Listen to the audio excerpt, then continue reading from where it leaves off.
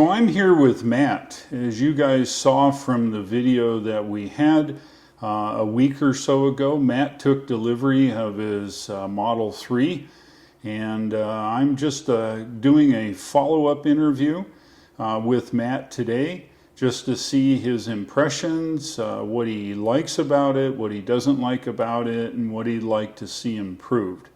So that's the gist of this interview with Matt. So Matt, you've had your car now a whole week today. No, Monday, right? Yeah. So a week, maybe in a couple days. Right.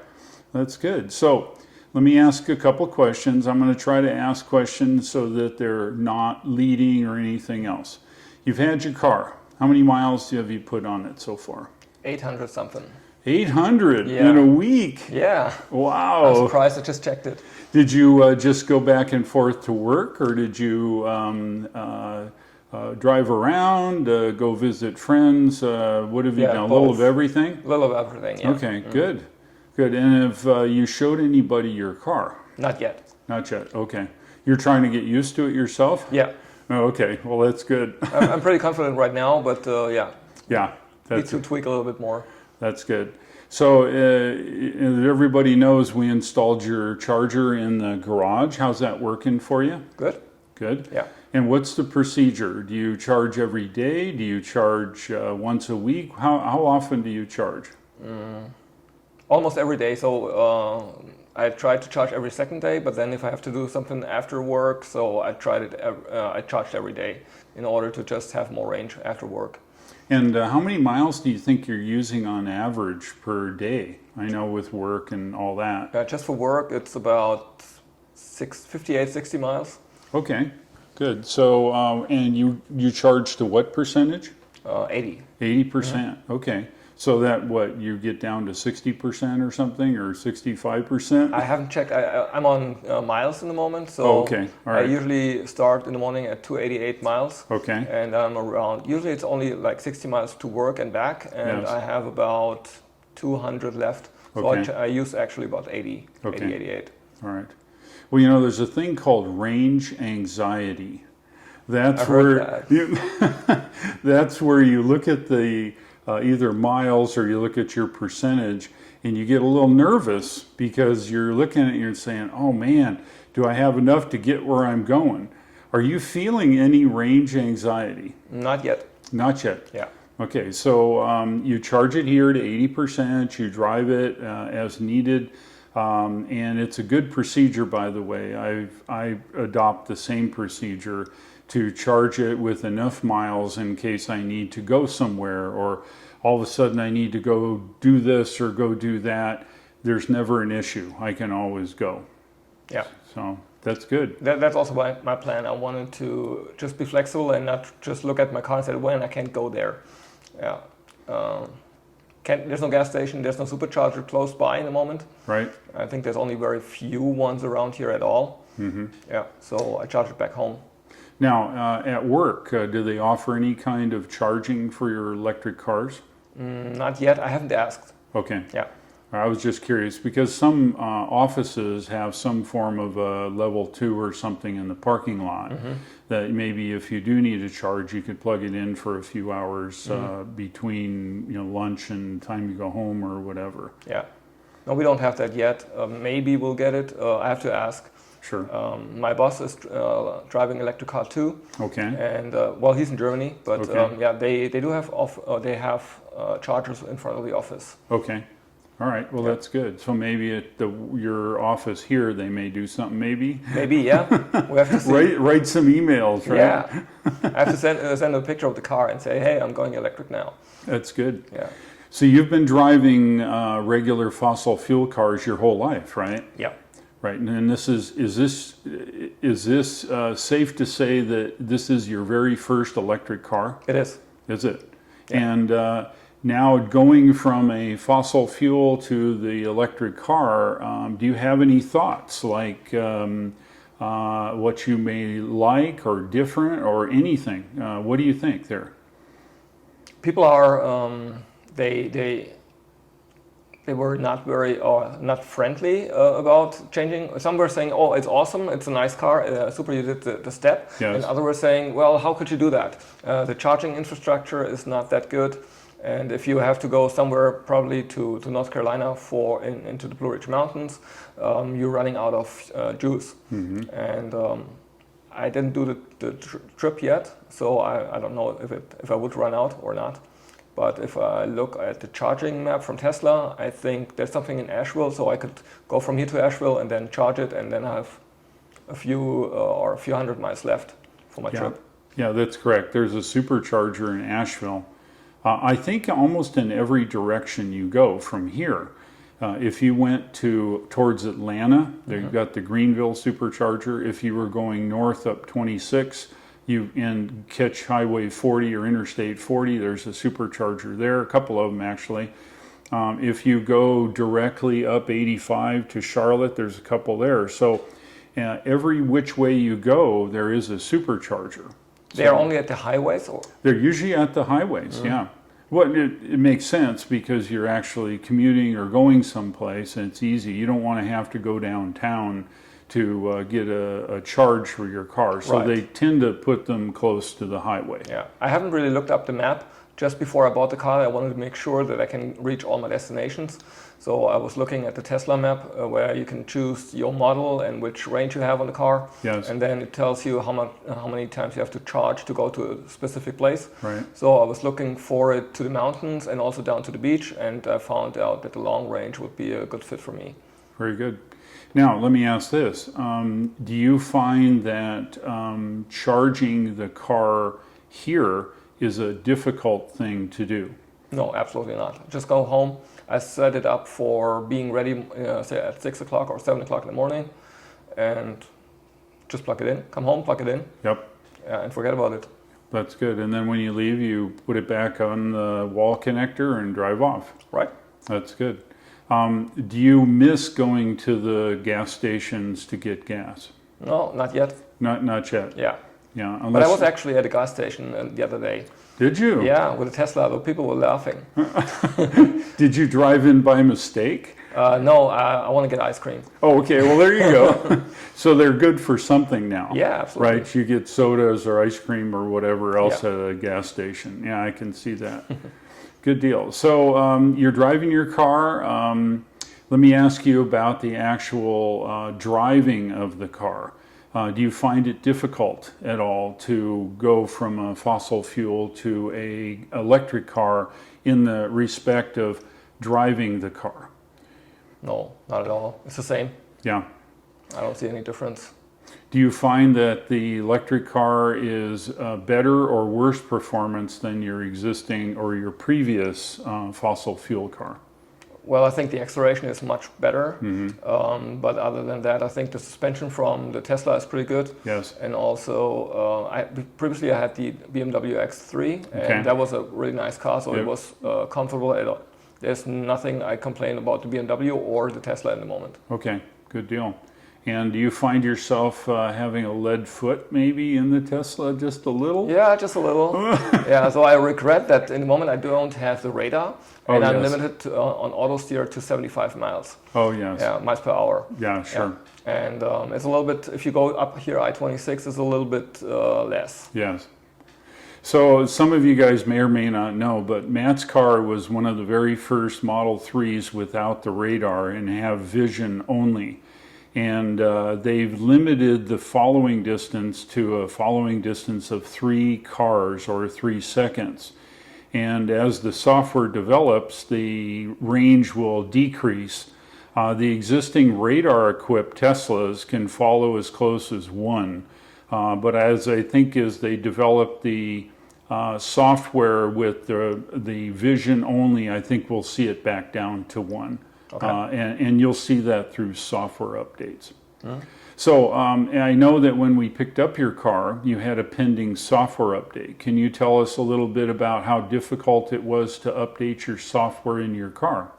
I don't remember it was difficult. I was just hooking up the car to my Wi-Fi, and then I confirmed that I want to do the update during the night. Yes. And I think I set it up in the car outside in the garage, And when I came here, I opened up my phone and said, I want to do the update right now. Okay. And I did it, and after I think 25 minutes or so, it was ready. Okay, so you didn't see that as being very difficult task No, to not do? at all. No, Yeah. I wouldn't expect, you're a technical engineer, so I wouldn't think so. But some people are actually afraid of trying to do that. They're so conditioned on taking their vehicles to car dealers and having them do software upgrades and those kinds of things, that it's a little intimidating maybe for somebody that still has a flip phone, that being able to upgrade your software in your car. Okay.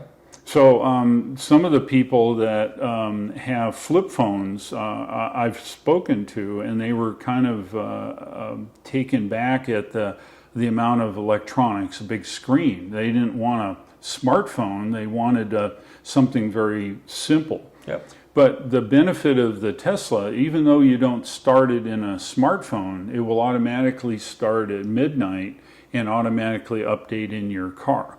You can configure it to automatically do that. So if you owned a smartphone or a flip phone, there's still no issues, right? It would still update the software in it.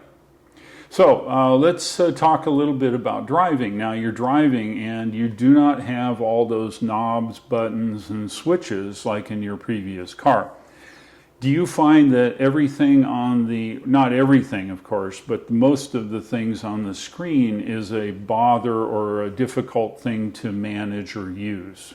I gotta get used to the menu system, and I'm looking mostly, or at the beginning, mostly on wrong menu items to find something. Yes. But in the moment, I'm pretty good with everything I need. And usually you just set it up once and you forget about it. Yes. So in the moment, I use the air condition and the radio the most on the menu.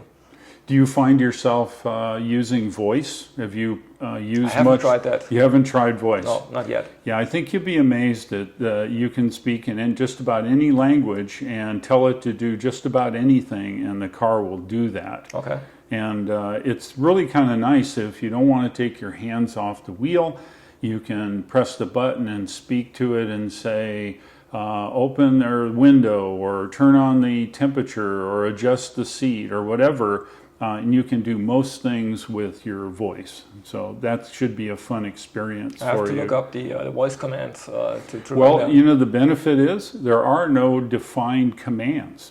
Okay. You can say things like, turn on driver's seat heat, right? Mm-hmm. Or you can say, my butt is cold. I saw that. And it knows that. And so it's kind of a free-form communications. It's not artificial intelligence, but you can speak to it in different ways and say different things to mean different things, and it will generally work very well to interpret you. Okay, I got to try that. Yeah, you should try it. Mm-hmm. Now, you speak German amongst probably other languages. I would be curious, not that you need to go do this, but go ahead and configure it for German and let me know how it understands German. Okay. Because when I lived in Germany, there's Northern Germany, or Northern German and Southern German, and I'm curious if it will understand both. Not that you speak either, but I'm just saying is that it probably is good enough to be able to understand most things. Mm-hmm. So I'm coming from the middle part of Germany. Okay. And, well, people say I do have an accent, but I don't think I do, really. Right. So I have to try it. Yeah, I'm just curious. Yeah. Yeah. What? It's fun. It's like being here in the South, you know, with the Southern drawl versus the people up in the Northeast with their accent. And I came from California originally, and people said that I had a California accent. And that I thought, what the heck? They said, you sound like people on TV. That's the California accent. So I don't know. I haven't heard that. Yeah. So you're driving the car. There's no binnacle now in front of the steering wheel. Does that bug you? I'm missing my head-up display from the BMW. Okay. I haven't really looked at my cluster at all, but Yes. I always used the head-up display before, I see. and I kind of miss it in the moment. Yes. But most of the time I'm on, and it's not auto steer, it's, what's the other thing called? Well, you've got cruise control. Cruise control, yeah. So Yes. I set it up on cruise control, and though it doesn't really bother me if I look at the speed or not. I see. Yeah. Do you find that having the speed in the top left-hand corner of the big display easy enough for you to see it if you wanted to see it? Yeah. Is it difficult to see the little miles per hour or kilometers on the top left, or no? No, not at all. Okay. Yeah. All right, that's good. How about the other controls on the steering wheel? I know that there's some rolly wheels. They roll up and down, they click left and right, and they go in and out. Do you find those difficult to use? No, also not at all, because I had them also on the BMW before and Okay. on my previous cars too. Okay, good.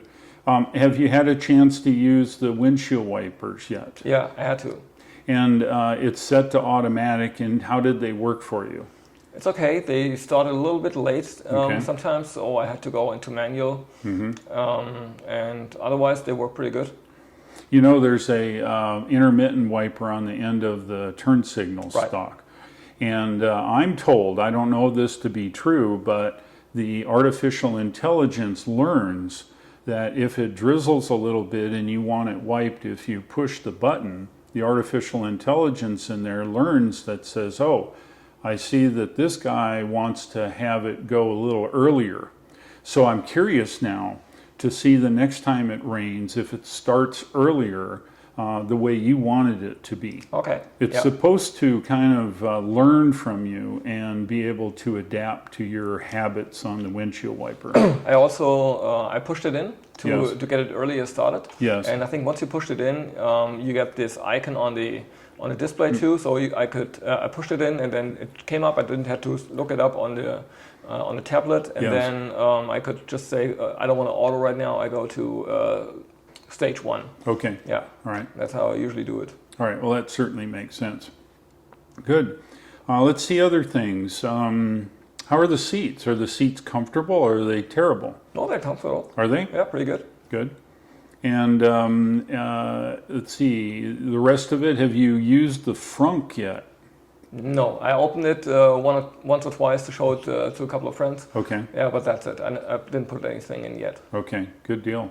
And then how about the back? Have you loaded anything there and called cargo with it? And does that work okay? Yeah, works pretty good. Was it? Yeah, so I use the bottom compartment of the trunk Yes. to put in smaller items if I go for grocery shopping. Okay. So they don't fall around in the trunk. Makes sense. Yeah, Yeah. that's good. It's Well, good size.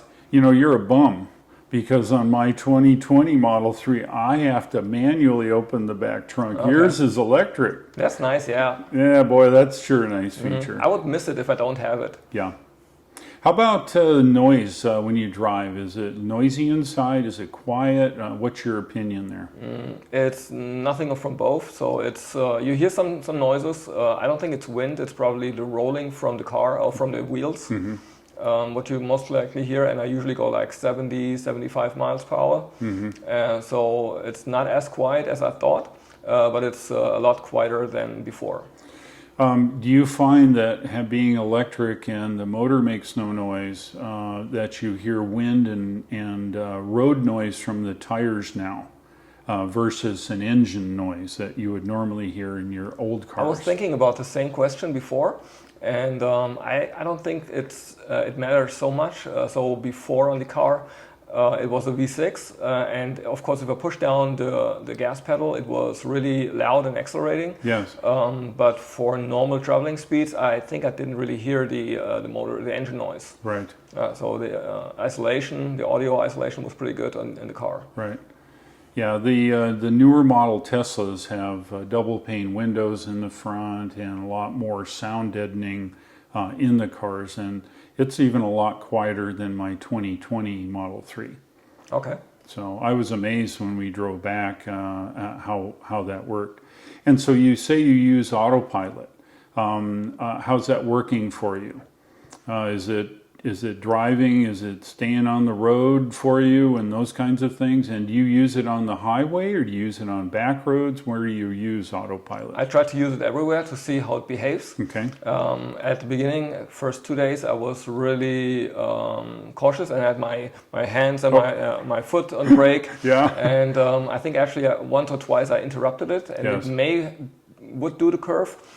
But I was just not comfortable with it. Sure. Right now it's totally different. So Sure. I trust it already. Yes. So I'm pretty confident that everything should be fine. And even today on the way home, I drove into a little bit of traffic, and we had about 75 miles, what is the maximum right now, Yes. on autopilot, and it was really braking hard, and when it recognized the cars are actually standing on I-85. Oh, really? Yeah. And then what's interesting, or what I didn't expect, that my brake pedal, it really moves in. I thought it will do the braking process differently, but it really moves in. Yeah. Yeah. Yeah. So if I wanted to push the braking pedal, but it was already pushed. Oh, yeah, right. Yeah. That was interesting. Do you find that the car is a little quicker than you to respond to things, maybe? No? I wouldn't say though, no, because Not I'm yet. usually always aware of what's going on around me. Yeah, sure. You should. Anytime you drive, you need to pay attention. You can't go to sleep or take a nap or any of those types of things yet. So if I'm on autopilot, my foot is usually closer to the brake than on the accelerator. Yeah, Yeah.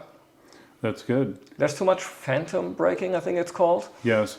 In the moment, though, it really brakes often. And once or twice it already really broke really hard. Yes. It was from, I think, 75 to 45, something, 48. Oh, wow. On the on interstate. Yes. So that I was looking in the mirror that nobody's following me very close. Yeah. And then it was just a bridge and some shadows. Oh, no kidding. Yeah. Well, as you know, the software updates will continue to improve those things. And the next one should be even better and then better as you see that. Okay. By the way, yesterday was another software update. Oh, you got it? Yeah. Have you installed it already? Yeah, it is. Oh, wow. And I think it's just about the camera inside of the cabin. Okay. That they would like to monitor you a little bit closer. Yes. What are you doing?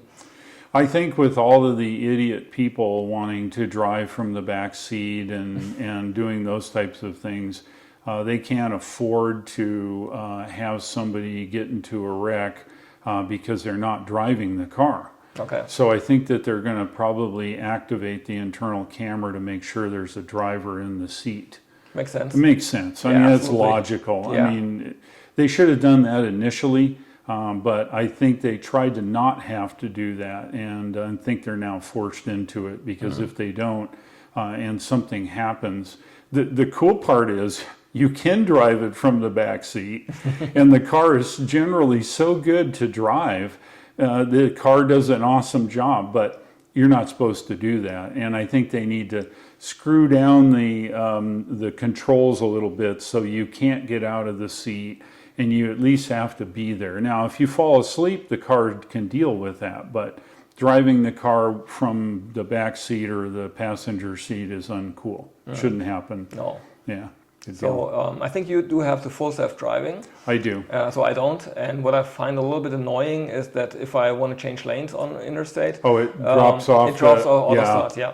Yeah. One thing on full self-driving is I just use the blinker and it just changes lanes and I'm all really good. I would change lanes too. I just don't want to get kicked out of autopilot. Yes. That would be great. That's right. Have you been in Autopilot Jail? Yeah. Have you? Yeah.